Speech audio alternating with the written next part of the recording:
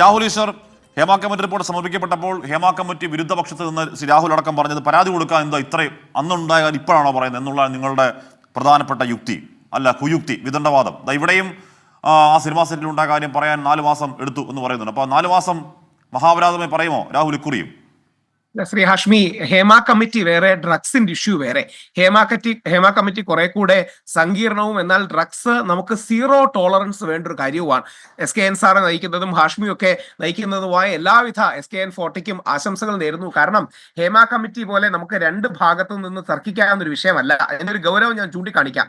ഇന്ത്യയിൽ ഏറ്റവും കൂടുതൽ കേസുകൾ NDPS ആക്ടിന്റെ പ്രകാരം രജിസ്റ്റർ ചെയ്യുന്ന കേരളത്തിലാണ്. 27,701 കേസുകളാണ് കേരളത്തിൽ രജിസ്റ്റർ ചെയ്യുന്നത്. പണ്ട് നമ്മൾ വിചാരിച്ചിരുന്നത് പഞ്ചാബാണ് നമുക്ക് മേലിൽ, പഞ്ചാബ് കഴിഞ്ഞാൽ കേരളമാണെന്നാണ്. പഞ്ചാബിന്റെ 3 ഇരട്ടി അല്ലെങ്കിൽ 2.5 ഇരട്ടി കേസുകൾ കേരളത്തിലുണ്ട്. ഇത് കേൾക്കുന്ന ഓരോ മലയാളി അറിയേണ്ട കാര്യമാണ്. എറണാകുളം എന്ന ഒരു ഒറ്റ ജില്ലയിൽ കഴിഞ്ഞ 1.5 വർഷം രജിസ്റ്റർ ചെയ്തത് പഞ്ചാബ് എന്ന മുഴുവൻ സംസ്ഥാനത്തിൽ രജിസ്റ്റർ കേസുകളോട് തുല്യമാണ്. അപ്പോൾ ഒരു സീരിയസ് ആയ പ്രശ്നം നമുക്കുണ്ട്. ഇത് തർക്കിച്ച് കളയാനുള്ളതല്ല. നമുക്ക് ഇതിന്റെ സമീപനങ്ങൾ അങ്ങോട്ടും ഇങ്ങോട്ടും വേണമെങ്കിൽ തർക്കിക്കാം. 2 സമീപനങ്ങളുണ്ട്. അതായത് ഡ്രഗ് യൂസ് ചെയ്യുന്നവരെ വില്ലന്മാരായി കാണുന്നത്. രാഹുലെ ആലത്തൂർ പോലീസ് സ്റ്റേഷനിലെ ഉദ്യോഗസ്ഥൻ പറയുന്നത് 4ാം ക്ലാസ്സിൽ പഠിക്കുന്ന വിദ്യാർത്ഥി MDMA അഡിക്റ്റ് ആയെന്ന കാര്യമാണ്. എത്രാം ക്ലാസ്സിലെ? 4ാം ക്ലാസ്സിൽ. എത്ര വയസ്സ്? 9 വയസ്സ്. MDMA അഡിക്റ്റ് ആയ വിദ്യാർത്ഥിയുടെ കഥ കേട്ടിട്ട് ആ ഞെട്ടലിരിക്കുവോ നമ്മളിവിടെ? കണ്ണൂരാവുള്ള യാത്രയുടെ ഭാഗമായിട്ട് നമ്മുടെ ഫസ്റ്റ് കൺസംഷൻ ഏജ്, അതായത് ഇന്ത്യയിൽ ഏറ്റവും ചെറിയ ഫസ്റ്റ് കൺസംഷൻ ഏജ് ആണ് കേരളത്തിലുള്ളത്. നമ്മുടെ വിദ്യാർത്ഥികൾക്ക് ഈ ഡ്രഗിനോടുള്ള എക്സ്പോഷർ അടക്കമുള്ള കാര്യങ്ങൾ കൂടുന്നുണ്ട്. ഇത് ഓപ്പിയം വാർ, അതായത് ചൈനയും ബ്രിട്ടീഷുകാരും തമ്മിൽ ഫൈറ്റ് ചെയ്ത ഓപ്പിയം വാർ പോലെ ഏതെങ്കിലും ശക്തികൾ നമ്മുടെ യുവാക്കളെ നശിപ്പിക്കാൻ വേണ്ടി ഇതിവിടെ മനഃപൂർവ്വം ഡംപ് ചെയ്യുന്നതാണോ എന്ന് പോലും സംശയിക്കുന്നത് നമ്മുടെ ഏജൻസികൾ സംശയിക്കുന്നുണ്ട്. ഇതിലെ സീരിയസ് ആയ കാര്യം അതുകൊണ്ടാണ്. ഒരു പഞ്ചാബ് എന്ന സംസ്ഥാനത്തിന് ടോട്ടലി പിടിച്ച കണക്ക് 9,025 ആണ്. നമ്മുടെ എറണാകുളത്ത് നിന്ന് മാത്രം 8,567 കേസുകളാണ്. അപ്പം ചില സീരിയസ് ഇഷ്യൂസ് നമ്മുടെ ഇടയിൽ ഉണ്ടെന്ന കാര്യത്തിൽ സംശയമില്ല. അവിടെയാണ് ഷൈൻ ടോം ചാക്കോ ഗംഭീരനായ ഒരു ആർട്ടിസ്റ്റ് ആണ്, നമുക്കെല്ലാം ഇഷ്ടമുള്ളതാണ്, മലയാളത്തിലും തമിഴിലും കഴിവ് തെളിയിച്ചിട്ടുണ്ട്. ഞാൻ ഷൈൻ ടോം ചാക്കോയുടെ ഇൻസ്റ്റ നോക്കുകയായിരുന്നു. ഈ പരിഹാസമല്ല വേണ്ടത്. അദ്ദേഹത്തിന് ഒരു മറുവാദം ഉണ്ടെങ്കിൽ അദ്ദേഹത്തെ ഈ പറയുന്ന രീതിയിലല്ല എങ്കിൽ അദ്ദേഹം കുറെ കൂടെ സീരിയസ് ആയ വിഷയങ്ങളെ അഡ്രസ് ചെയ്യണം.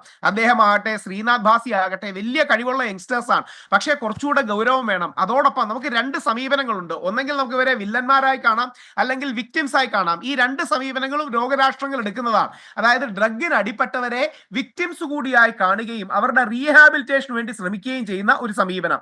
2, പോലീസ് മാത്രം വെച്ചൊരു സ്ട്രോങ് ആക്ഷൻ, അല്ലെങ്കിൽ എക്സൈസ്, പോലീസ്, നാർക്കോട്ടിക്സ് വെച്ചൊരു സ്ട്രോങ് ആക്ഷൻ. ഏത് സമീപനം എടുത്താലും ഈ കേസുകൾ കുറച്ചു കൊണ്ടുവരേണ്ടത് ഒരു സ്റ്റേറ്റ് പോളിസിയുടെ ഭാഗമാകണം. അതോടൊപ്പം ശ്രീ സജി നന്ദിയാട്ട് അടക്കമുള്ള ആൾക്കാരുണ്ട്, ശ്രീ ബൈജു കൊട്ടാരക്കര അടക്കം സിനിമയ്ക്കുള്ളിലുള്ളവരുണ്ട്. അവരുടെ ഭാഗത്തു നിന്ന് കാര്യമായൊരു ഇന്റർവെൻഷൻ ഈ മേഖലയിൽ വേണം. എന്ന് പറഞ്ഞാൽ ഈ പെട്ടുപോയ, ചിലപ്പം കയ്യാലത്തോർത്തെ തേങ്ങ പോലെ ഇരിക്കുന്നവർ കാണും, ഹാർഡ് കോർ ഡ്രഗ് പെഡ്ലേഴ്സ് ഒന്നും ആയിരിക്കില്ല. അവരെ തിരിച്ചു കൊണ്ടുവരാനും എന്നാൽ റിഡംഷൻ പോസിബിൾ അല്ലാത്തവരെ തള്ളിക്കളയാനും, റിഡംഷൻ ഒരു പുനരുദ്ധാരണം അല്ലെങ്കിൽ തിരിച്ചു പിടിക്കാൻ കഴിയുന്നവരെ പിടിക്കാനും ഒക്കെയുള്ള വളരെ ലേയേർഡ് ആയിട്ട് അപ്രോച്ച് വേണം.